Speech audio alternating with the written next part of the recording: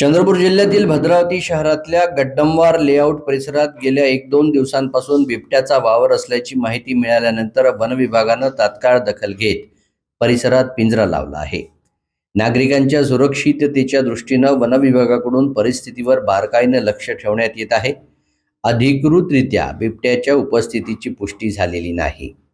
स्थानिक नागरिकांच्या म्हणण्यानुसार परिसरात बिबट्याच्या सदृश्य पाऊलखुणा आढळल्या आहेत, मात्र वन विभागानं याला दुजोरा दिलेला नाही।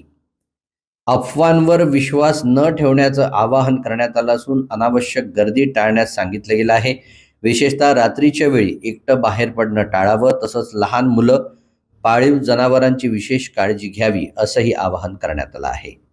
यापूर्वी काही दिवसांपूर्वी जिल्हा परिषद हायस्कूलच्या मागील परिसरात बिबट्याने एका डुकराची शिकार केल्याची घटना घडली होती। तसंच गवराळा वार्ड रेल्वे स्टेशन परिसरात एका इसमानं बिबट्याचा हल्ला केल्याचा दावा केला होता, मात्र तो प्रकार बनाव असल्याचं पुढे स्पष्ट झालं। वन परिक्षेत्राधिकारी किरण धानकुटे यांनी नागरिकांना अफवांना बळी न पडता सतर्क राहण्याचं आवाहन केलं आहे।